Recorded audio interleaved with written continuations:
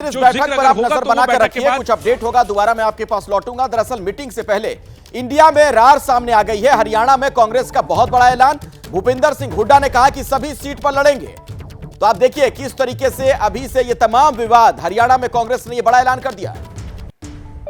जो विपक्षी पार्टियां मिली हैं ये अच्छी शुरुआत है।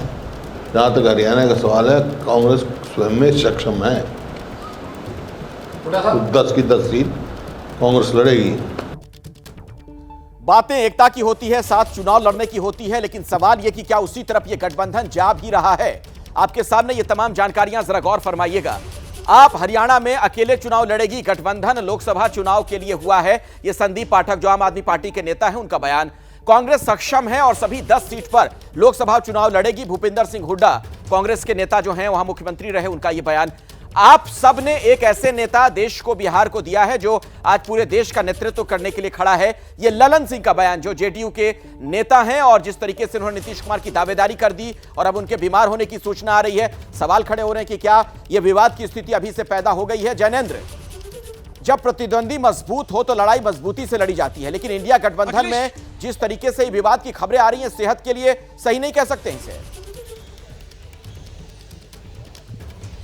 बिल्कुल, निश्चित तौर पर इससे कंफ्यूजन बढ़ेगा। लेकिन देखिए, जो अलग अलग राज्यों में अपने कार्यकर्ताओं और कॉन्स्टिट्यूंसी को एड्रेस करने के लिए जो दूसरी कतार के नेता हैं, वो जरूर इस तरीके के बयान दे रहे हैं। लेकिन इंडिया अलायंस की जो टॉप लीडरशिप है, उसमें कोई कंफ्यूजन नहीं है। सीताराम येचुरी दोपहर आए थे शरद पवार के घर पर। उन्होंने कहा कि जब तमाम नेता एक मंच पर आ गए, हाथ मिला लिया, तो सीट शेयरिंग में कोई ज्यादा दिक्कत नहीं आएगी। हालांकि जरूर कई जटिलता आएगी, कई पेंच है जिसको सुलझाना है। लेकिन इस तरीके की बयानबाजी जो है वो नेताओं द्वारा की जा रही है। लेकिन टॉप लेवल पर बिल्कुल ये अंडरस्टैंडिंग है कि हमें एक साथ चुनाव लड़ना है, और ये भी अंडरस्टैंडिंग है कि सामूहिक नेतृत्व में चुनाव लड़ना है। तो नेतृत्व को लेकर के, सीटों के दावे को लेकर के अलग अलग राज्यों में अलग अलग पार्टियों के नेताओं के बयान आगे भी आते रहेंगे।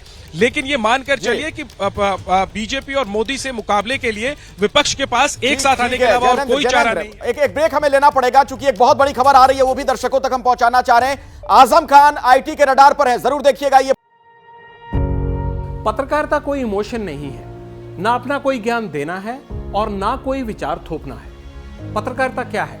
पत्रकारिता का मतलब है सही जानकारी इकट्ठा करना और तथ्य बताना। पत्रकारिता आज जितने महत्वपूर्ण दौर में है, शायद पहले नहीं थी। इस दौर से निकलने के लिए सिर्फ सच दिखाने की जरूरत है, वो सच जो आपके हित को आगे रखे। इसलिए अब रात 9 बजे प्राइम टाइम नहीं होगा, ये आपका टाइम है। जगविंदर पटियाल के साथ देखिए पब्लिक इंटरेस्ट, सोमवार से शुक्रवार रात 9 बजे सिर्फ एबीपी न्यूज पर। एबीपी न्यूज आपको रखे आगे।